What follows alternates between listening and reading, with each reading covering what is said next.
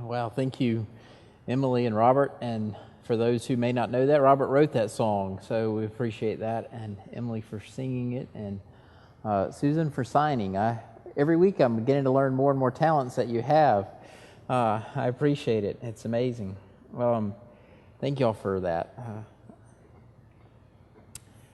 I don't know about you, but in the midst of this, I've lost my sermon note. I think I've put it in the Bible. It's a good place to hide them. I found it.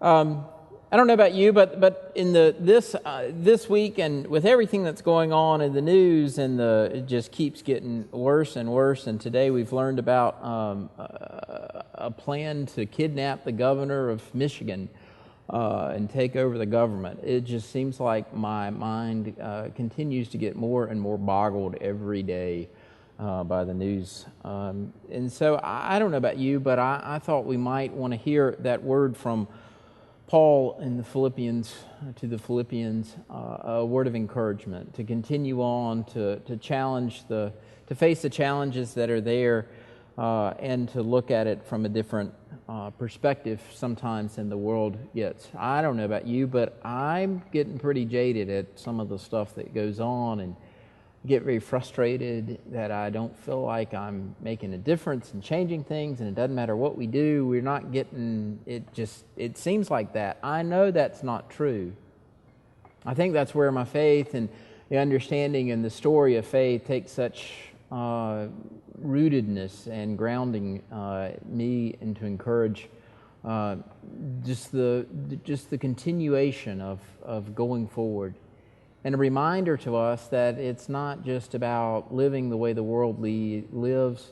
It's not about hearing their definition of success. It's about being reminded of the deep faith that we've been taught, even if we've been a Christian only a few weeks or even a few moments, or we've been a Christian and followed after Jesus for many, many years.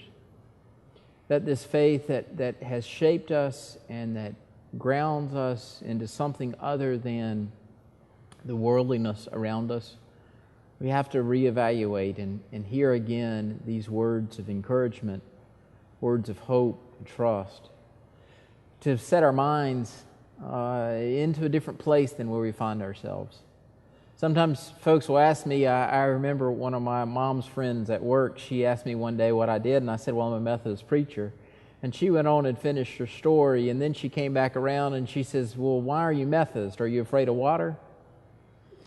It's talking about baptism and being sprinkled as the classic Methodist versus dunked. But the grounding of our faith and the shaping of our faith inspires us. And one of the reasons that I'm Methodist more than just a sprinkling versus a dunking is to be reminded that John Wesley, in his understanding of faith, it was a combination between the head and the heart. Some faiths are particular with the heart. It's an emotional experience. It's a moment to get it wrapped up in and feel the endorphins of praise that's going on, and that's valid and that's wonderful, and it's a part of the Methodist tradition. That there is an emotional heart and a caring for culture and for others around us. But there's also a head, and there's a mental understanding and a seeking the knowledge that we've been gifted by God to know deep within us and our soul and our beings of the promises that God has made over the years and has fulfilled, the promises of God being with God's people. And the idea and the understanding and the remembrance of that as we hear the tenets of faith and they begin to shape us and transform us into our lives. Some of you have heard me say that I think faith is in a way is an old log chain. Some of you have seen those on the farm around, or even in the neighborhood, or on the fancy trucks, or wherever you might want to find a log chain. And the gift of a log chain is that it's got hooks on both ends. But the challenge of a log chain is that it's only as good as the weakest link in it. And I always see faith as one link to another, this long chain of faith, of grounding in God and trusting in the second return of Christ and the new kingdom and the heavenward plan and gift. And somehow in between that we, in our faith and our understanding as we grow, that we are part of those links in that chain, one to another. That my experience of faith that I have, that has encouraged some of you, is grounded in those who have come before me. Those that I knew, that shaped me as an early child, and those who've been practicers of faith in the very best ways centuries and centuries ago. The great cloud of witnesses, as they say in Hebrew. Those who we don't even know and understand as a part and shaping of our faith. Oh, it was a few weeks ago, it floated around on Facebook how long it took, how many people you were shaped by the time that you got back to your sixth great-grandparents. I mean, it started out that, you had your mom and your dad and then their parents and their parents, and it ballooned in a huge triangle to something like over 1,000 or 5,000 people that you were instantly a part of because of the literal birthing process. The same way with faith, that we too are gathered with those who have come before, and that we encourage and find courage for that in our lives. That, I think, is what Paul is talking to the Philippians about. In this closing part of this book to the Philippians, this letter to the Philippians, Paul goes on to talk to them and encourage them about everything that they do, prayer and supplication, to let your gentleness be known to everyone. One of the commentators suggested that one test of a righteous person is whether he or she can be rattled by the insults and taunts of the ungodly. Who rattles us? Oh, you know how it gets. Those times in which we just get so frustrated we don't know what to do. And I guess I'll just go ahead and say it. The debates, all of them, have been this kind of back and forth, and we very seldom have seen them respect each other. Maybe rightly so in some places. But yet at the same time, that's not the higher ground of Christianity. It's not the higher ground of faith, and that we need to be reminded of. One test of the righteous person is whether he or she can be rattled by the insults and the taunts of the ungodly. That steady, calm presence of Christ that defines us and shapes us and helps us be the people that God intends for us to be in the world. One of the things that Paul talks about is to be a presence in the Lord, and that the peace will be with us in this text. To be present in the Lord has this idea, this understanding as an antidote to anxiety and the stress. To know that in God's time, with God's presence, God's power, that things will improve, that God will continue working, and to be able to trust in this God who's come before. This story of the faith that we link into reminds us that we are present and grounded in God. And for Paul to encourage this through his letter, he does encourage the writer. But before I get there, I want to share one thing, one story that I don't know. It's been, maybe perhaps it's just made up legend, but I think it's helpful for the explanation.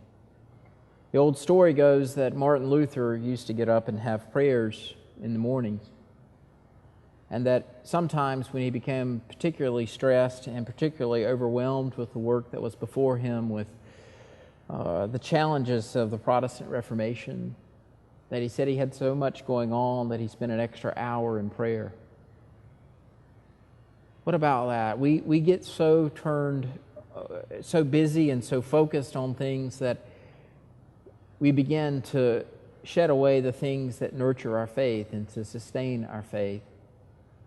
And yet, those who've come before reminds us that sometimes it's better just sit and to be grounded in God and God's goodness and creation, and to nurture our soul just a little bit, and to be able to go back with even more vengeance than before.